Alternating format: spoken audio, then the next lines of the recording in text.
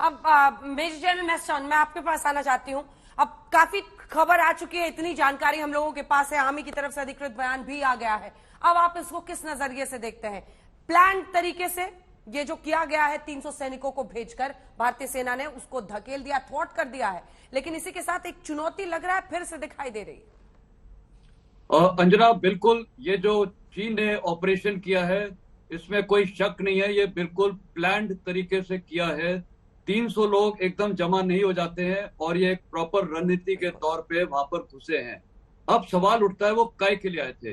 Army का statement भी बहुत क्लियर है, वहां पर बॉर्डर में एरियाज ऑफ डिस्प्यूट और डिफरेंसेस हैं, तो वो अपनी क्लेम लाइन तक आने की कोशिश कर रहे थे। और जो ये 17,000 फीट की बात हो रही है कि एक पोस्ट को कैप्चर करने का इरादा था, वो मैं बिल्कुल सहमत नहीं। और आर्मी के स्टेटमेंट से भी क्लैरिटी आ गई है, क्योंकि कैप्चर आज तक चाइना ने कभी कोशिश नहीं की है, क्योंकि वहां पर अगर कोई पोस्ट में हमला करने की कोशिश करता है तो भारतीय सेना सारे हथियार तुरंत फायर करेगी, उसमें कोई शक नहीं है।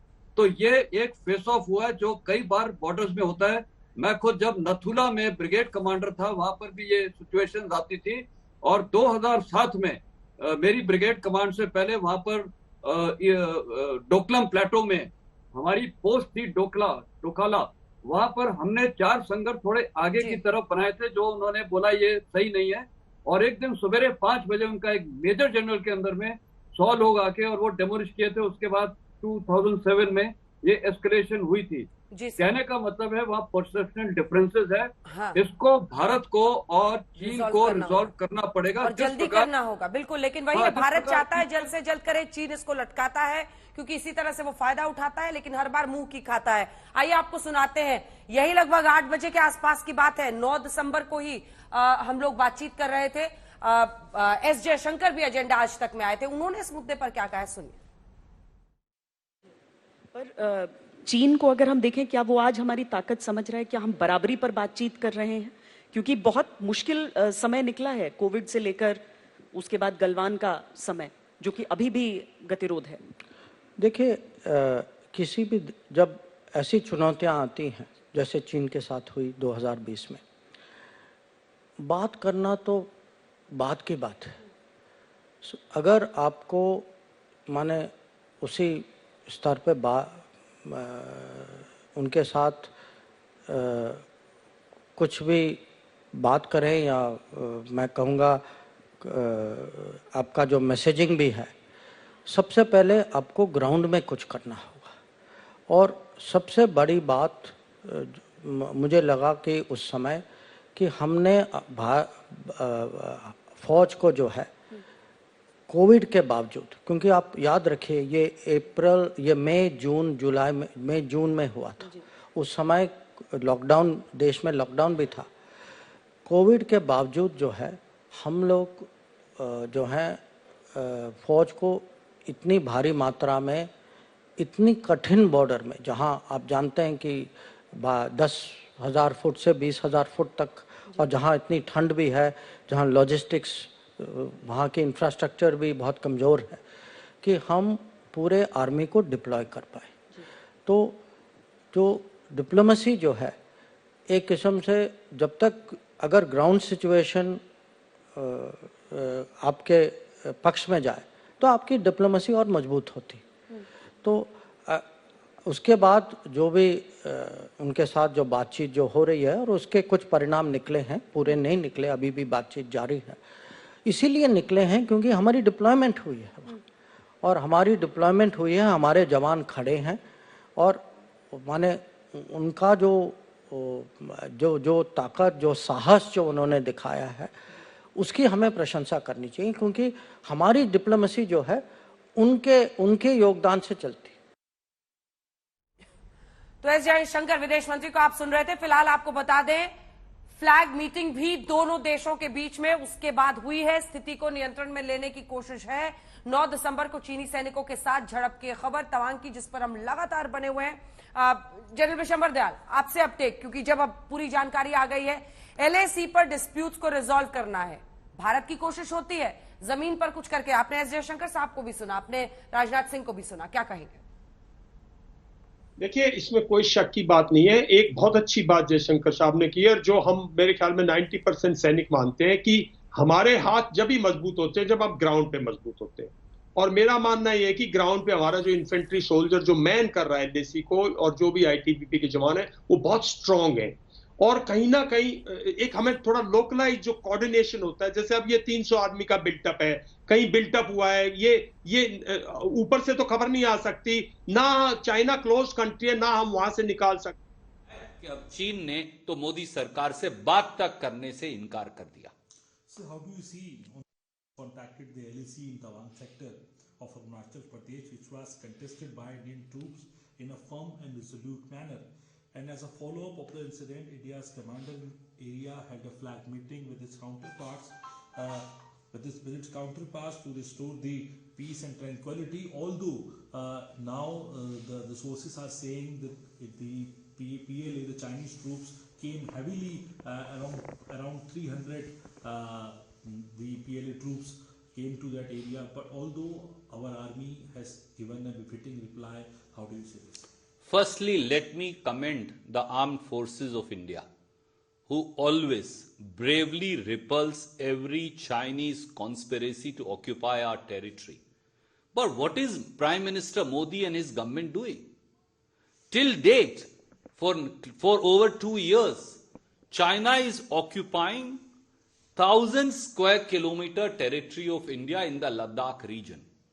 In the Depsang Plains, they have occupied illegally India's territory up to Y Junction.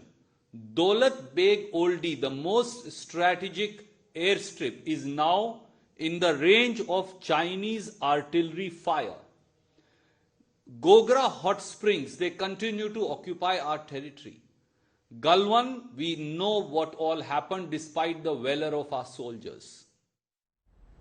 तो विपक्ष अपने तरीके से पूरे मुद्दे को उठाता हुआ जल्दी से अपनी बात 2 लाइनों में अगर आप पूरी करें, क्योंकि ऐसा जब भी मौका आता है विपक्ष उससे एक तरीके से मोदी सरकार को घेरने के मौके के तौर पर देखता है।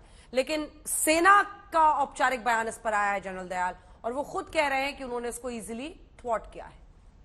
अंजना, देखिए, जो चाइना है ना, वो हमारे इन फॉल्ट लाइंस को समझता है। डेमोक्रेटिक फॉल्ट लाइंस है, पार्लियामेंट ऑन है, इलेक्शंस खत्म हुए हैं, तो और भारत G20 की वो अध्यक्षता में कुछ करना चाहेगा, तो ये चाइना की बड़ी सोची समझी वो है।